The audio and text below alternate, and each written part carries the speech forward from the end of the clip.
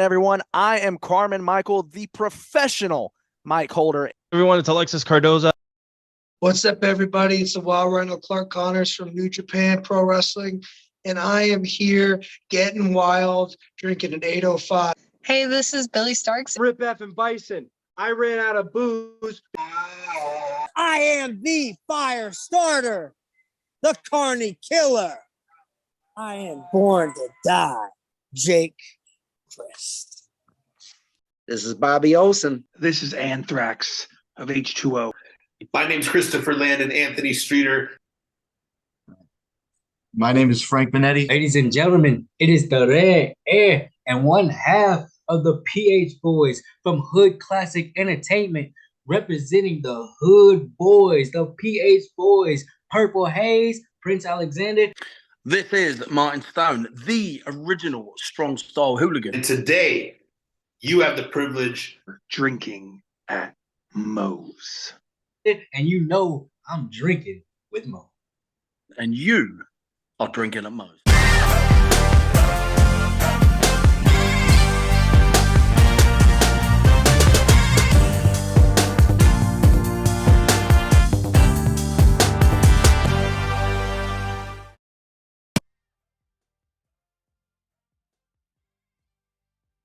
All right, everybody, taking time out before we get this show started. I want to thank Reaper Apparel for having Drinkin' at Moe's be a brand ambassador for their clothing line.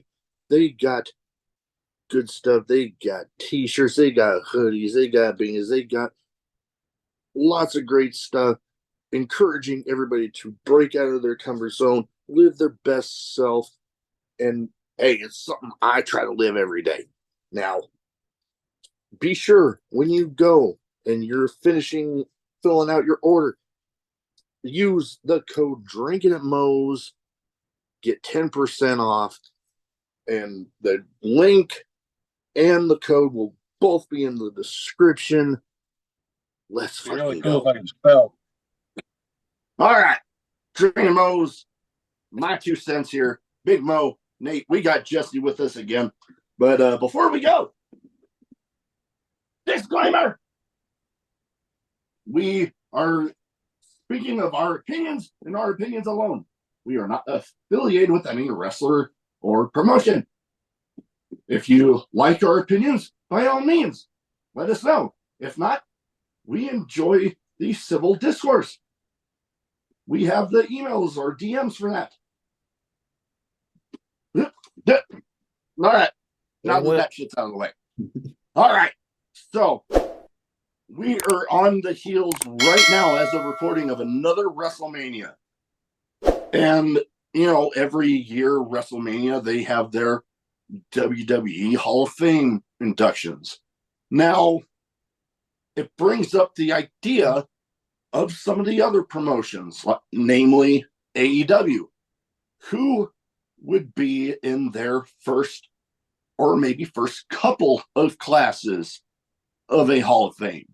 Now, before we get into that, you know what one of those people does, and you know, something you can do with that like button, hit that like button with a scorpion death drop like your fucking Sting. Let's go. So yeah, going right in from that, one person, especially with the stuff recently, that I think would go probably in the very first class if they do more than one person, and that's Sting. Oh yeah. Like, they had one hell of a send-off for him. Mm-hmm. He didn't want the whole thing with the tag titles, but they insisted that, you know, he end his career on a high note like that, which, hey, all the respect to them for that. But yeah, I think there's no doubt about it that Sting would be a very I'm trying to think of the good word to put in there, but he would be one of those that without a doubt would be in one of those first classes, if not the first one. With everything that he's done since getting there, and just the presentability of him that they've actually done in AEW that they wouldn't do in WWE, obviously because of the higher ups and such. That right there is just that's enough for me. I mean, and then you throw in the matches that he's had, the feuds that he's had. I mean, I can't even say like all the people that he's held up, in matches. And Sting's what, 60 years old, man? 61. And some of that shit that he was pulling off, like holy crap. The last time I saw a 60-year-old man try to put people through tables was Terry Funk. Yeah. That crazy son of a bitch. That man, yeah. That's one sick individual from the ECW days. I love it. I've actually been through Amarillo. I never did end up coming across the Double Cross Ranch, but I've at least been in the same general area. But yeah, Sting, like, hell, undefeated during his run in AEW. Mm-hmm. Went out as one of the AEW tag champs. And then you go into his stuff outside of AEW. And, you think about this. Before he had his final match, there had not been many instances of something happening with a wrestler in a different promotion and they get mentioned, like their retirement match gets mentioned on a different promotion show. That hasn't happened, but now, I mean, yeah, it's a different culture there now because certain people are gone. But still, somebody of the caliber of Sting getting that to happen for the first time, and I believe ever, besides if maybe somebody passed away. Right. And that's kind of a given I guess I can't even say if you wrestled for them, because when Jay Briscoe passed, WWE mentioned them as well, or mentioned him as well. Yep. Yeah. Which is, that's crazy to me as well. I was playing I played D&D on Tuesdays, Dungeons and Dragons, with a bunch of my friends, and I was sitting there when I found out about that. I was like, wow. And then I just started seeing the WWE tweets and obviously the Impact tweets and all that stuff, and I'm like, good. At least they're recognizing like the pureness of each individual in the in the company or in the wrestling business, or I guess you could say. Yeah, no, most definitely. And it's good again with Sting getting mentioned on there. I mean, he had a run in WWE and everything, and people knew him and all that, but all the diehards, all the older fans, when that happened, they probably popped. They probably were all like, yeah, he was mentioned, hell yeah. Oh yeah. I would definitely say so. It almost seemed like it was almost a throwaway moment. You start watching, you're like looking at your phone, looking for something, and all of a sudden there's Michael Cole announcing it, and you're just, what? have to rewind that and hear that again. Kind of like the reaction Mike Bennett gave me when I brought up Billy Starks. I finally went back and rewatched it. You actually watched for that moment? And yeah, no, I caught it. That was pretty cool. Yeah. I thought you were talking about when we yelled at him. That was fucking awesome. Oh my God. Between that video and hearing him talk about how that got him when I did that, dude, both of those made that night for me. Besides drinking a beer that was as big as my head. That was great. That was great. I like interacting with Mike Bennett. I think he's hilarious. So from the tweets and everything, that stuff's fun. But then when he gets to the shows and he sees me, dude, he walked to the edge of the ropes. You saw him. Everybody saw him. Gave me the #1 fan symbol. That was fun. Yeah.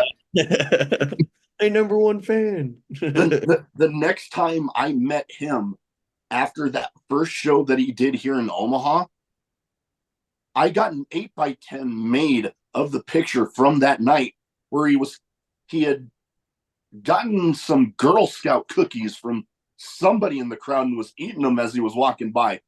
And like, I got him to sign that, and he was like, "Oh, dude, I remember that show."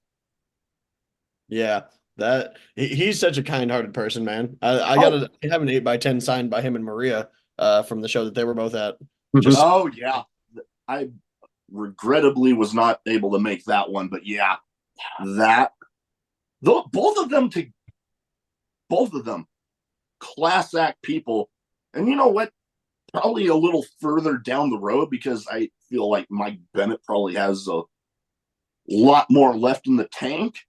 But I would like to think that he would definitely end up being in like AEW Ring of Honor Hall of Fame without a doubt whenever that time comes.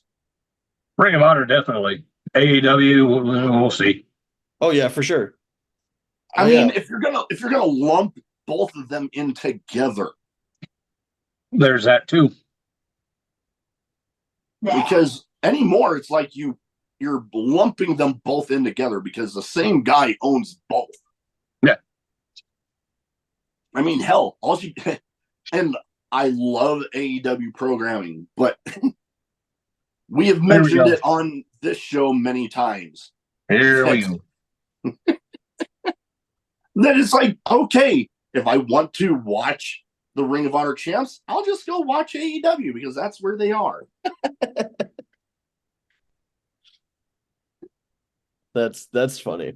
That's why I would loop it all in together.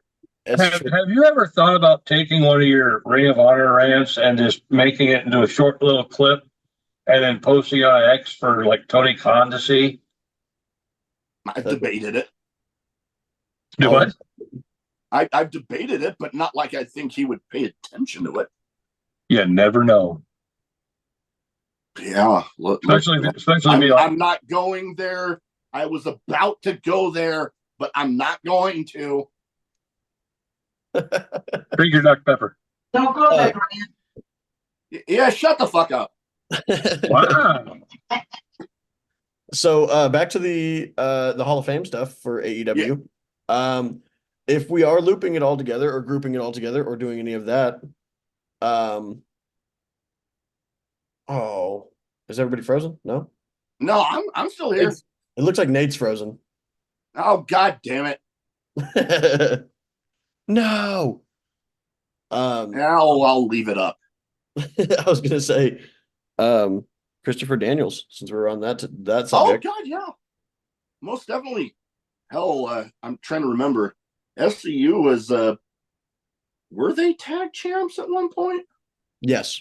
They were tag champs in Impact, went to Ring of Honor, defended those championships there, went back to Impact and lost them, and went to Ring of Honor. I remember that pick a lot because Nate's back. That's lit. Oh, there you. I remember the gimmick because he had the finger tape where it was black tape here, and then he had the middle finger out. So anytime he'd hold his finger up, it would look like just the middle finger. He'd hold it up like that, and it would look like he was flipping people off. Hilarious. Christopher Daniels. Since we went back into the Hall of Fame stuff, and I said about looping and grouping all Ring of Honor with AEW, I think if they really want to put him in the Hall of Fame there, because if they're looking at accolades there in Ring of Honor, Christopher Daniels, he was great in there too. You could also look at Impact. I'm sure Tony Khan and whoever's running Impact now, since it's not Scott D'Amore, I'm sure they could come to some sort of agreement, get some tapes from there as well. Because they've had a good enough working relationship that I'm sure that if that were to come up, some footage would be allowed to be used. I say that with almost certainty. Oh yeah.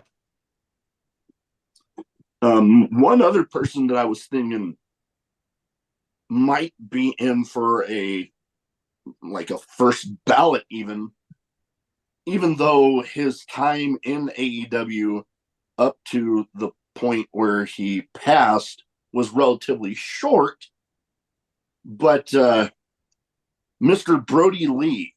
Yep. Oh, definitely.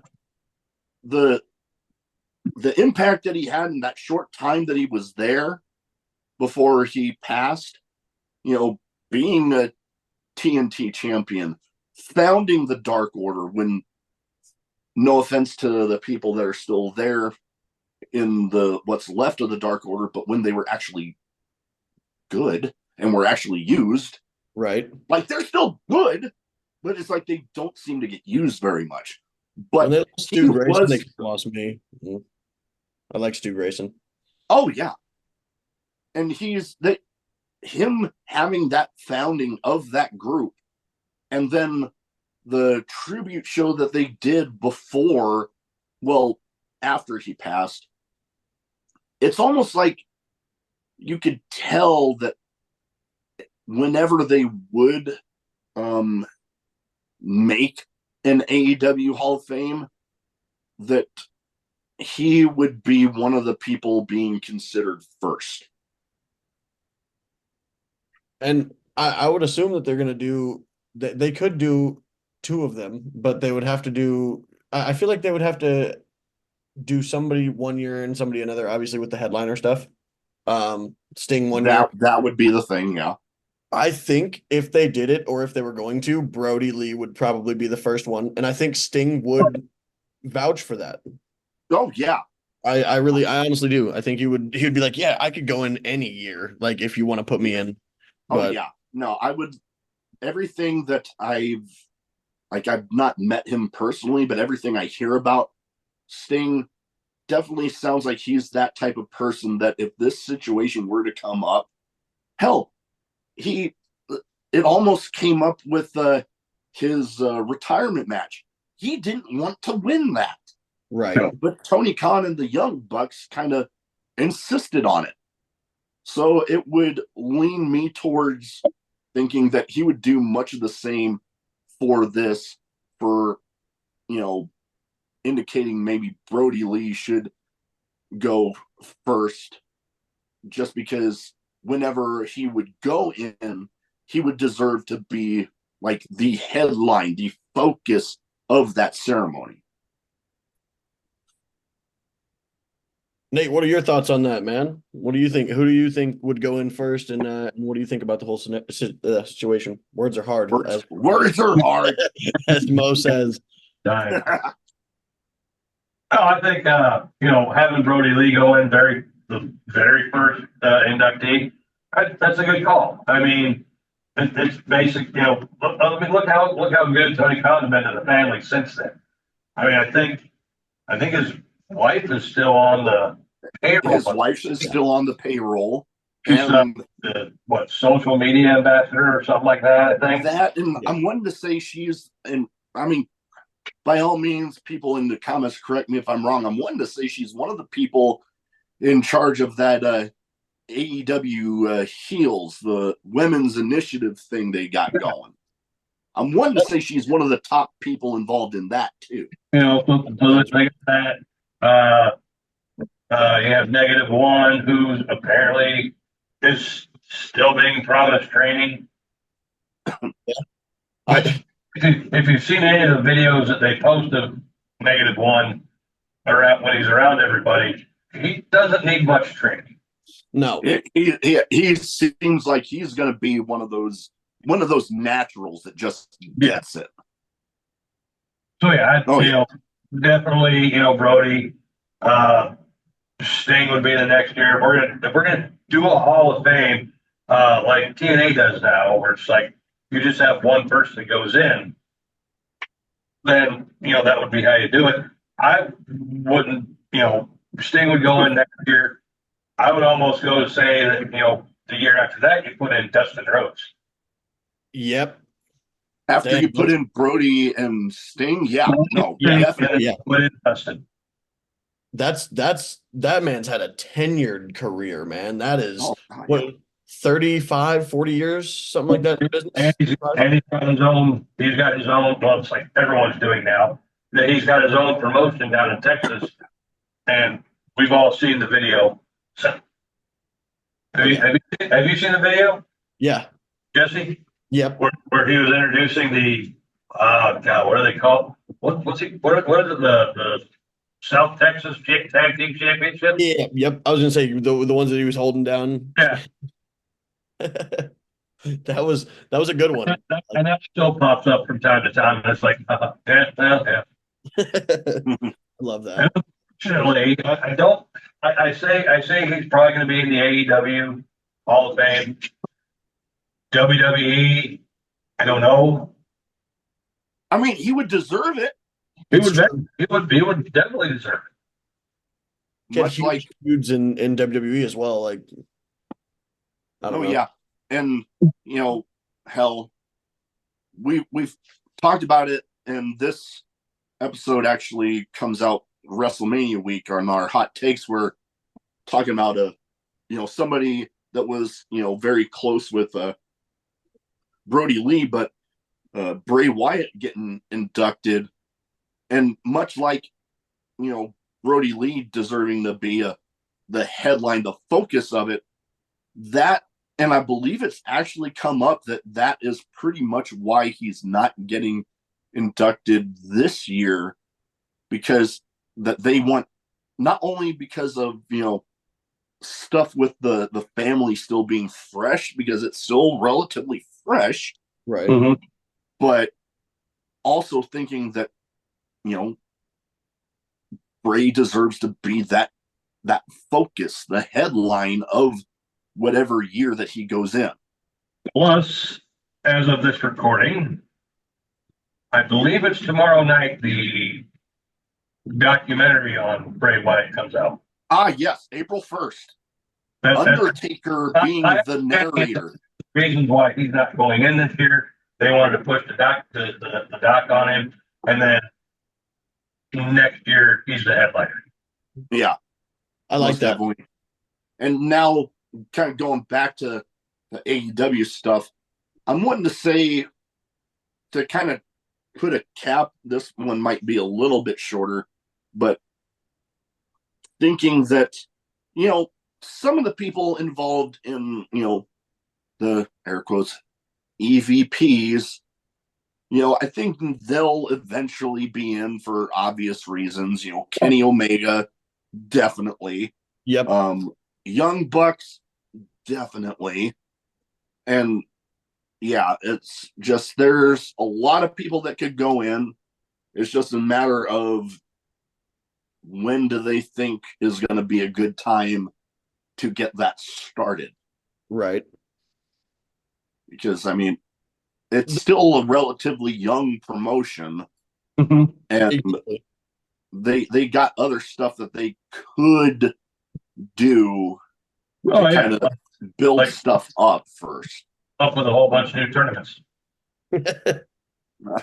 Yeah.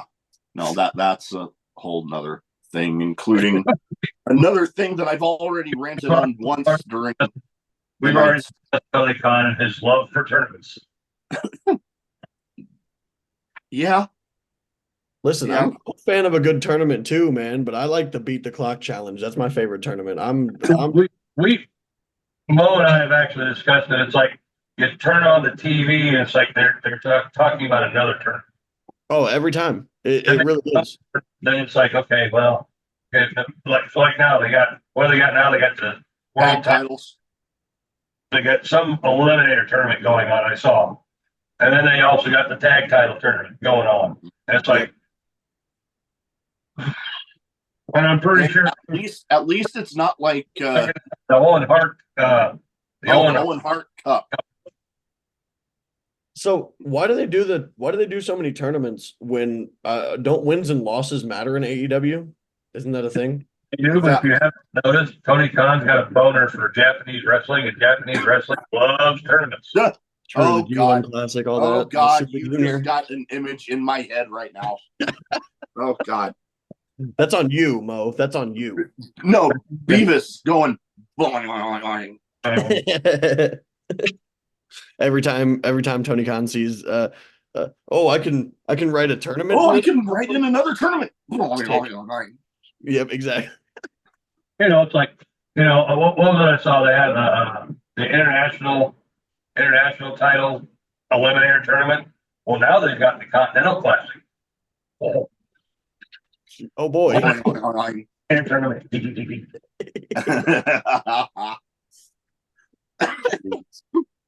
funny. Oh my god. Don't make me laugh too hard right now, you fucker. Oh yeah, that's gonna kill that throat. Yeah. I don't want to know about what kilograms.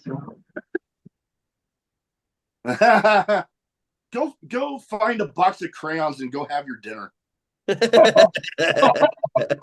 Wow. She's gonna get you, Mo. Man, she's a Marine. She gets the joke. Oh yeah, she's gonna get you though. She's gonna get you one of these days. Terms about meeting Mo here. Hey, thanks for the ride. What? Her first words upon meeting you and finding out you're a Navy vet. Hey, thanks for the ride. Because Thank you. he is just a tuber for Marines. I was never on ship though. Don't ruin the joke. Okay. Yeah. You're just lucky I get the joke, unlike some people. Anyways, that is about all I have for this one. Let's fucking go. Get the fucking button. Fucking shit.